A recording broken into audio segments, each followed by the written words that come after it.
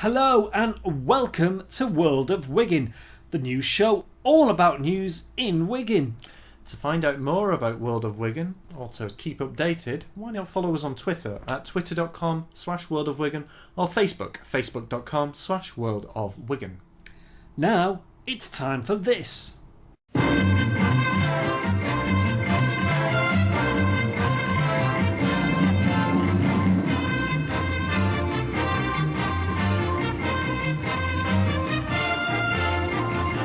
Ince Woman in tumultuous Tina Turner tribute. You're simply the best.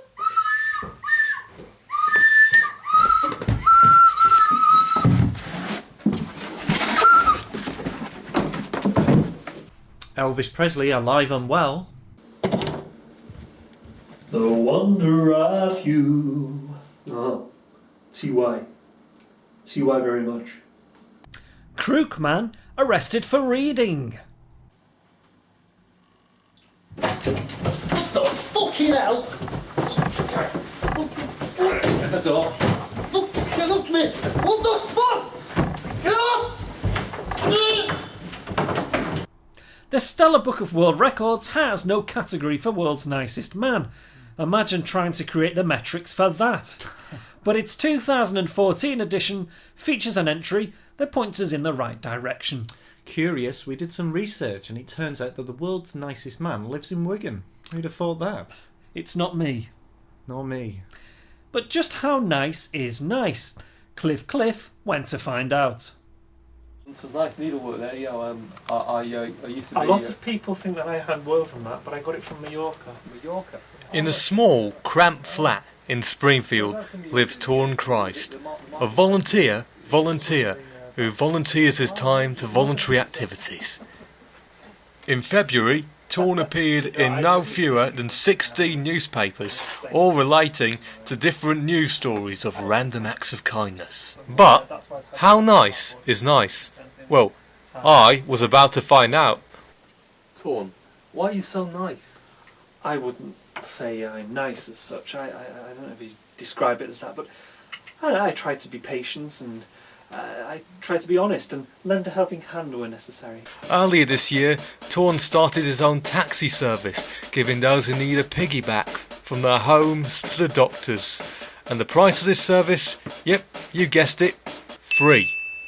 Niceness certainly seems to go hand in hand with spirituality, but what exactly is niceness? We asked Dr. Mark Studd for his thoughts. The Chimp Paradox by Dr. Steve Peters, who I actually met. And over here I've got Dictionary of Science, which I've read 3 times. Have you read that one? Three times? No, I haven't, no. Scientifically speaking, niceness is a chemical imbalance in the pituitary gland that manifests itself in visiting sick children and helping the elderly. As scientific as this is, it can be faked. People can fake it simply by visiting sick children and helping them. If you want to find out exactly how nice someone is, I'd recommend using the niceness test, the answers to which cannot be faked. Thanks, Doctor. Thanks, that'll be £100. Let's get down to the nitty-gritty. What would you do under the following circumstances? Sure. Okay, what would you do if Great. if you saw a homeless person on the street? Oh, well, I would send them to my other house in Leeds and have them clothed and fed. Oh, I see. And what if your partner cheated on you with a dog? Well, I would send the dog to the vets and pay to have it checked up, you know, just to rule out the risk of any sexual diseases. Yeah, of course. Torn passed the test and even offered to pay Dr. Mark Studd for supplying the exam paper. We gladly accepted his donation, plus the cost of a taxi ride to Studd's caravan. But were we convinced? It was time to do some investigating. After encrypting Torn's laptop, we managed to track down former friend Kevin Doyle to get his side of the story. He was an absolute shite. Right from day one, I knew this guy's sick. I mean, the first time we fucking met, when you shake his hand, as you do, good solid handshake, he was holding his cock. That dirty bastard. He thinks he's God. Imagine, who thinks they're God nowadays? Too many gods out there. No, that's it. can't even talk about it anymore. I'm just gonna have a shit attack if I do. That's it. Cut. After hearing this, it was decided that it was time to confront Torn. We went round to his house uninvited. Cliff!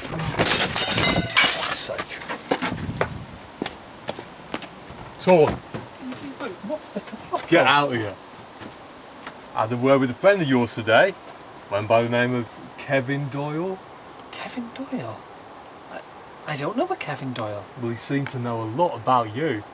He said that the whole niceness thing is all a big act. My dear boy, why would I do that? Well, I don't know. Come here. Torn, I'm so very sorry. It's fine.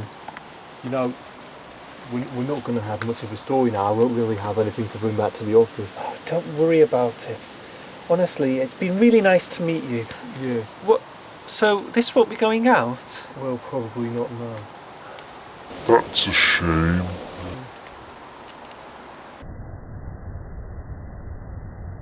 If you ask the average person whether or not they watch the Idiot Box these days, then they'd be more than likely to hit you over the head with an iPad.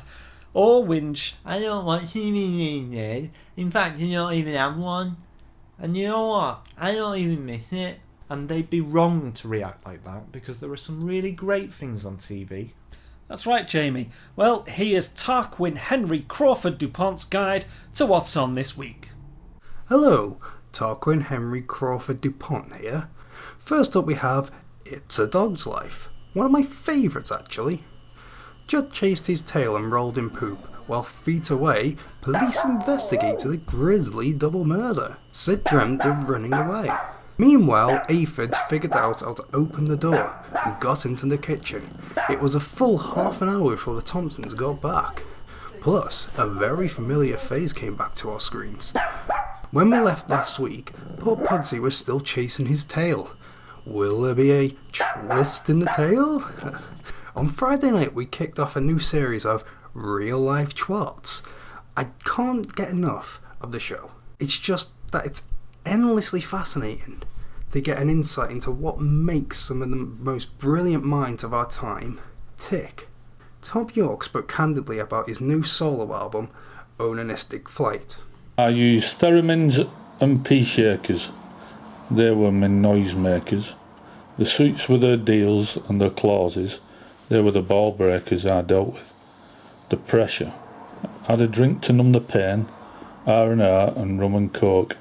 These were my thirst slakers. I am dying first, second I thirst. Third, I am a creator. I'm putting my new LP on LimeWire for free. Any takers? So yeah, these are just some ideas I'm throwing around. It's early days yet, but it's taking shape. Or rather, in the spirit of its tentative title, taking flight. Last of all, in the season finale of Illicit Digging Up of Vegetables, HBO went all out as they fought for their spot in the prime time patch.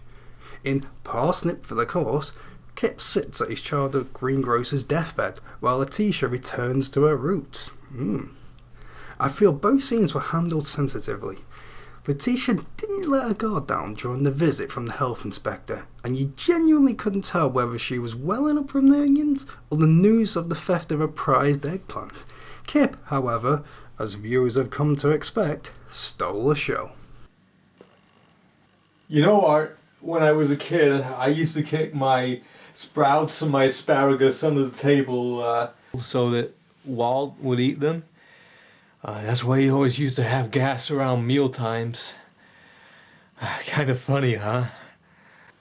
But I don't want you to think that I wasn't grateful for everything that you and Hilda did for me. Water under the bridge, Kip. My time is drawing near. Mr. Darcy, your time soup. Right on schedule. Thanks, Betty. So, that caps off another week of top tier telly. Until next week, that's shallot. That's shallot. It's a pun. Bye.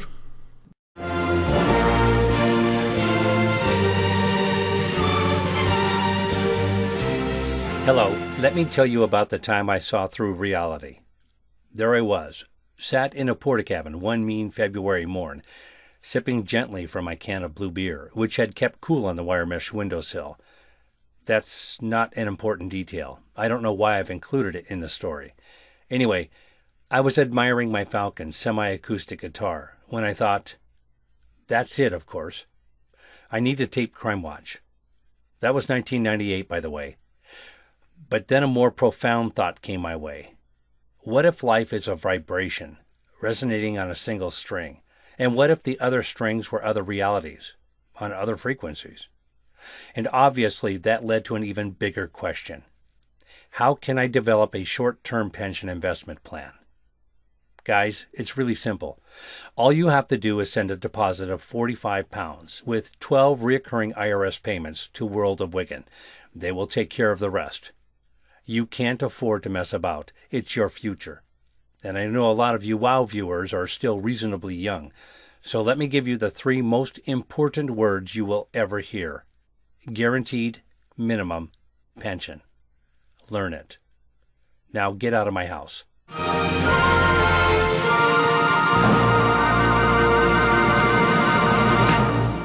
And welcome back to World of Wigan. Now we have a very special guest in the studio today who lives in the town centre of Wigan. Her name's Angela. Angela, welcome to the show today. Would you just like to explain why you're on the show today? Well, recently been trying to track down some members of my family who I've not seen for quite a long time, specifically my 2 half-sisters. Yeah, tell us about them, Angela. When did you lose contact? When I was 12. They emigrated to New Zealand and I haven't seen them since, but it's not for the want of trying. I've recently stepped up my search, but I just can't find a lead.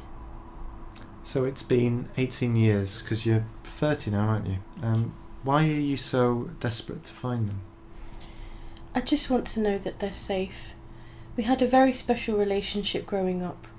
We played together all the time, and I've no older brothers or sisters.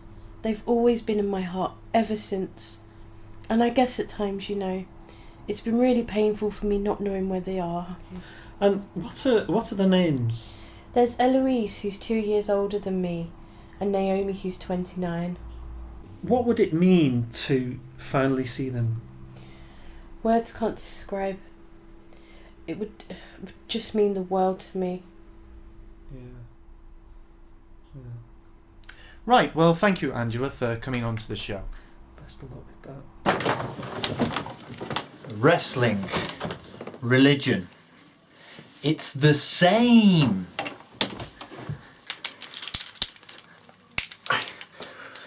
Wrap your head around that one, you jabronis. For the first time in almost 20 years, Wigan officials have brought in a local law to ban people from spitting in public. Anybody spotted doing it in the town centre will be ordered to go on a spitting awareness course and could face a fine of up to £10. But one man who will not be taking a blind bit of notice is serial spitter and Wigan philosopher Vivian Crook. Ed Rand has this report. Vivian Crook needs no introduction. Wigan's most influential philosopher has made the news time and time again with his thought-provoking and often dangerous antics. Last year, Vivian borrowed a tank and drove it into Wigan Town Hall to make a point about the war or something, and now he's campaigning on behalf of spitting, claiming that fines for spitting are an atrocity of human rights. I caught up with Vivian on one of his philosophical walks. You see, I just don't understand why you're doing this. It's disgusting. Child poverty, racism, the 1% owning 99% of the world's wealth. That's disgusting. I don't see you condoning that. But this is a throwback to the Dark Ages. I mean, surely you can control it if you want to. Yes, but if I controlled it, I wouldn't be me. Be living a lie. Be yourself, everyone else is already taken. So you're saying it's alright for me to do whatever I want as long as I'm being true to myself? Within reason, yes, with the proviso that it doesn't harm anyone. Picasso said if I spit, they'll take my spit and frame it as great art. And he was right. I saw someone selling Winston Churchill's teeth on eBay the other day. Yes, but Picasso was an artist. He wasn't some vagrant tossing mucus everywhere. So, what you're saying is it's alright for Picasso to do it, but not for the everyday man?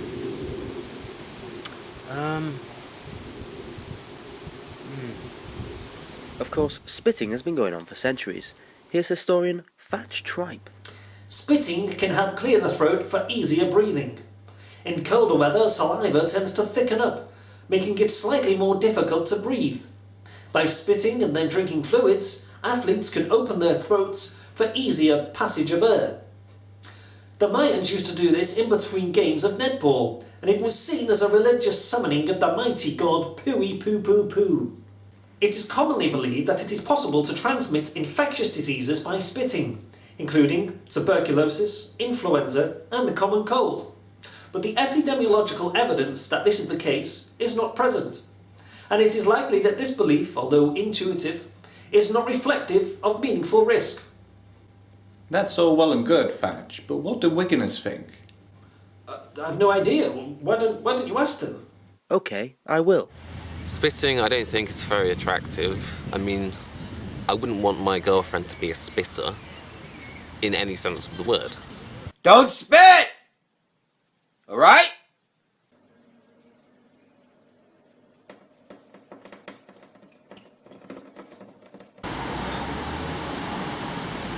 My mum's about to pay a fanny out to my dad. I was now armed with the facts, and it was time to shoot them face first into the face of Vivian. I can't pretend that you've convinced me in the slightest. But it's horrible. So's the slaughter of animals for food. And when footballers do it too, it really does my head in. Kids are watching. They should be examples. The reason why footballers do that is to distinguish between one phase of play and another. It's a psychological trick that they play on themselves. You're not for convincing, are you? I'm always up for being convinced. May God strike me down if I ever fully believe something. You're a Fleming nightmare. I'm Ed Rand. I'm Ed Rand. Hi, my name's Duck Stone, and I've been voted Wigan's best poet of the 1980s. To celebrate, here's an old favourite. Brotherly love, there's nothing wrong with it. Brotherly love, just go with it. Brotherly love, go on, let me touch you. Brotherly love, let me tape you on the loo. Brotherly love, brotherly love, brotherly love. I've had enough of brotherly love, ever since you sat on my dove.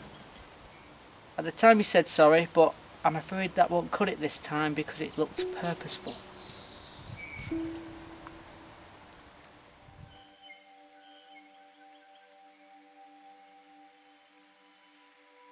Hi, I'm Jeremy Willis. Today I'm going to be talking to the Great Dane Daniel Nielsen, one of the most creative directors of action and horror films today. And don't forget, he's appeared in some of those movies as a first-class actor. Call an ambulance! I said call an ambulance! Hi, I'm David Nielsen and I will be giving my first exclusive UK interview to WOW TV. Just WOW. Just WOW. Wow. I don't know what to expect. He's known for being quite stubborn. So, like, where do you get your ideas from? If you don't get me some real journalists, I'm going home. He's an eccentric. We love him for that. He's notoriously difficult, so it'll be interesting to see how Jeremy goes about this one. Am I nervous? Not yet. Give me another hour or two, you might get a different answer.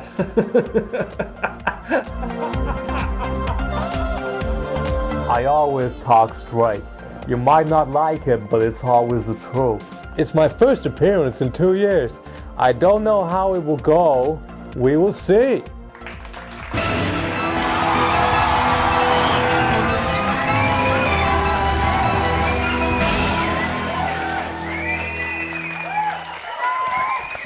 Daniel Nielsen, welcome to the show. How was your trip to the UK? Comfortable. Daniel Nielsen, thank you.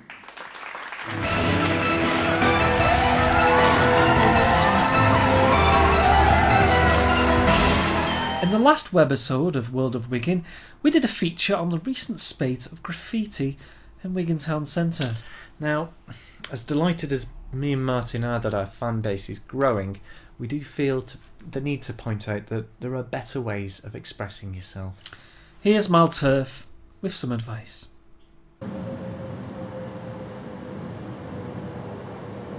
When we started World of Wigan almost 3 years ago, we could never have imagined how popular our little show would become. It's taken off in a big way, and that's all thanks to the continued support of our fans. We have, however, heard words of a spate of graffiti incidents, fans taking to the streets and tagging public property with the new and improved World of Wigan logo. In response to this, we would like to stress that we do not in any way condone acts of vandalism and encourage fans to show their support in other legal ways, like liking our Facebook page or giving us a big shout out on Twitter. Thank you. I was overseeing Trevor Horn's work on Slave to the Rhythm in 1985, and Grace Jones just happened to be in the studio, and she told me I suddenly realised that I'm naked. But you're not wearing any gloves, I replied. And then Trevor Horn at the mixing desk turned round and told me, well, she has to leave something to the imagination. And I thought this was a good time to bring Brian Ferry, who was on a bicycle at the time with Ginger Baker from the band Cream. And I asked him. Sorry about that, I kind of went off on a tangent there. So today we asked the question, can an unversed dance music fangirl distinguish between songbird Rufus Wainwright and blindbird Michael Buble? Hi, I'm Sarah, and I genuinely can't tell the difference between Rufus Wainwright and Michael Buble. I've been given some clips to watch. Barney's movie had heart, but football in the groin had a football in the groin. Yeah, let's be hip, man, let's be hip. Fish in the sea. You know how I feel. Fish in the sea, oh yeah. Hi. How are you? Yes, sir. I'm talking to you. Yes, you. In your cute little pair of tidy-whities, sir. I think he's fake. It's not authentic, it's copied, it's not from the heart. He's like a tool for the music industry. I don't know where to go. I feel a bit silly, actually. Their voices are similar, but Rufus Wainwright is actually playing his own instrument, whereas Michael Buble was just sitting on a stool and just singing and clicking his fingers. I think this song is beautiful, and it sounds like it's from the heart, and it's not just cover versions. He seems to be showcasing his stuff somewhere a bit quieter, whereas Michael Buble needs all these women in the audience to sit and smile over him and gush over him. Rufus Wainwright's got the better voice because it's got more heart and soul in it. I can now tell the difference between the two. So that's another soul saved by the Church of Paulie. Amen. Next week we're going to discuss my book, How Kylie Minogue Saved the Universe. And then a couple of follow-up points. Point A, does anybody know who I am and why I said that? And then point 2, the conclusion, point A, does anybody understand anything I'm saying? Apart from Brian Eno, of course. Some people watch films for a living. Others watch sport. But there are some who watch the skies for a living. Martin Clunes has been watching the skies for 27 years. Sky watching doesn't offer a valid wage package, so he's been on the dole the entire time. Now, Clunes argues, correct me if I'm wrong, Martin, that Blackpool is responsible for the recent upsurge in illnesses, low intelligence levels and general awfulness. Hers Finch has more. Martin Clunes is a tenacious and passionate observer of the skies of Wigan. Over the past 2 weeks, he's noticed some suspicious and almost incredulously sinister activity over the skies of the town centre and Ince. So, Mr. Clunes, what discovery is it that you've brought us down here to talk about? The sky is a living organism. Things fly through it all the time, and there's this wonderfulness of beauty that we all see. Don't we, Finch? what is the... Getting back to the point, what is the actual discovery that we're here to see? Would you like to hear a joke? What's red and invisible? I don't know. No tomatoes! Yes, but just getting back to the point. Of course. When I look through the sky, I look for collages, I look for art, and above all, I look for the devil. And I don't find him here, I find him in Blackpool. Yes, so what information do you have on Blackpool? Here is the evidence I gathered. This shows an aircraft which leaves Blackpool Airport at precisely 1:05 each day, and then circles Wigan and sprays a chemical into the air, and then returns to Blackpool Airport at precisely 2:00 each day. You must have seen it, Finch. You must have seen it. You're a very good man, Finch. A very good man. Say you're a very good man. It was at this point I became unusually concerned, so I promptly exited after telling him I needed the toilet. It was all just a bit too much for me, but I was intrigued, so I went after the other information about Martin's allegations.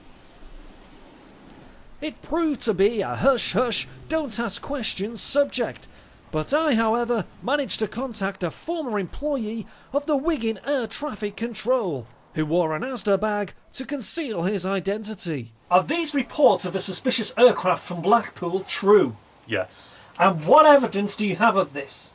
The evidence is in my hair. The devil is all around us, in the air, and the devil has tortured my hair follicles. But this isn't about my hair or about me. This is about you, Finch.